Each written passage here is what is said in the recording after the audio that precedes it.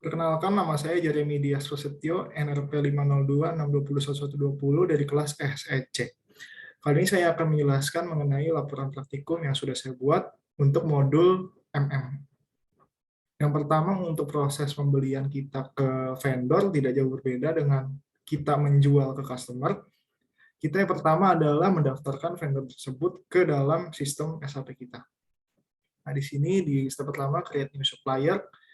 Seperti saya bilang, kita mendaftarkan vendor tersebut, data-data vendor tersebut, payment-nya seperti apa, dan lain-lain ke dalam sistem kita. Nah, di sini kita mendaftarkan si vendor Midwest, yang pada akhirnya kalau pada studi kasus ini akan menjadi vendor yang kita beli barangnya. Nah, di sini juga tersimpan nanti di dalam kode unik di dalam SAP untuk vendor. Nah, untuk step kedua dan ketiga adalah proses kita mendaftarkan barang yang nantinya itu dalam studi kasus ini kita beli melalui vendor tersebut. Barang-barangnya nanti kita isikan nanti deskripsi seperti apa, namanya, inventory atau di mana, gudangnya, dan lain-lain. Dan tentunya setiap barang juga di dalam SAP didaftarkan dengan kode yang unik. Oke, ini seperti saya bilang tadi, ini untuk kelengkapan detail-detailnya nanti dari barangnya. Lalu di sini kita bisa melihat bahwa si barang sudah terdaftar di dalam perusahaan. Material ini sudah ada. Nah, lalu proses selanjutnya adalah sesuai proses kita untuk membeli. Sebenarnya nggak harus ada requisition, tapi kalau dalam studi kasus ini, proses awalnya adalah requisition, kita mengajukan pesanan, mengajukan untuk memesan barang ini dari internal perusahaan. Ini prosesnya. Nah, ini yang dipesan material tadi, yang namanya ada chain log. Lalu akan disimpan dokumen purchase requisition dalam kode unit juga. Lalu kita bisa lihat di sini manage stock, bahwa stoknya yang kita punya itu di sini masih 0. Grafiknya seperti ini, masih 0. Oke, sekarang kita sebagai perusahaan kita meminta quotation dari berbagai perusahaan. Kita minta di sini untuk barangnya C ini, kode ini itu untuk chain log-nya.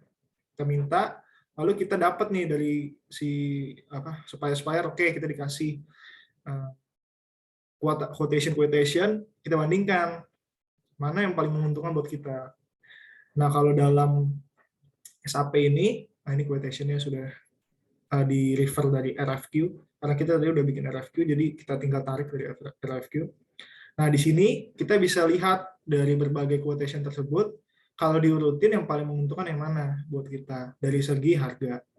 Nah, di sini akhirnya, kalau di sini akhirnya kita mendapatkan satu supplier yang paling cocok, yang harganya paling murah. Di sini 32 kan untuk si Midwest. Nah, untuk selanjutnya kita akan bertransaksi dengan si Midwest. Yang lainnya kita reject. Oke, di sini di reject. Oke. Selanjutnya adalah kita memesan ke si Midwest. Proses pemesanan dengan material yang ada di quotation. Lalu di sini juga bisa melihat purchase order yang sudah ada.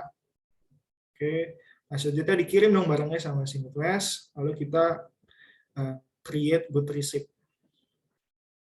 Kita cocokkan secara dokumen, nanti kita cek barangnya kan ini sesuai nggak kualitinya atau nggak kuantitinya dan lain-lain.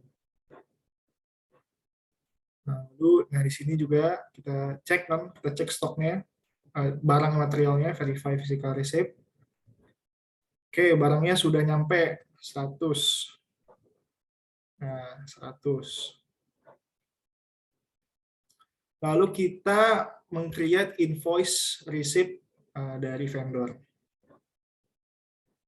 Nah, di sini dapat dilihat kita invoice tagihan dari vendor masuk dalam sistem. Nah, selanjutnya kita bisa melihat juga kalau dalam SAP order history, ini untuk melihat order yang sudah ada sebelumnya. ataupun yang tadi kita buat ordernya.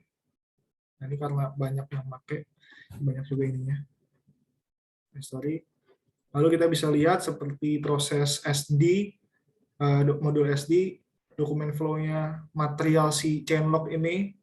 Nah, ini sudah mencapai accounting dokumen.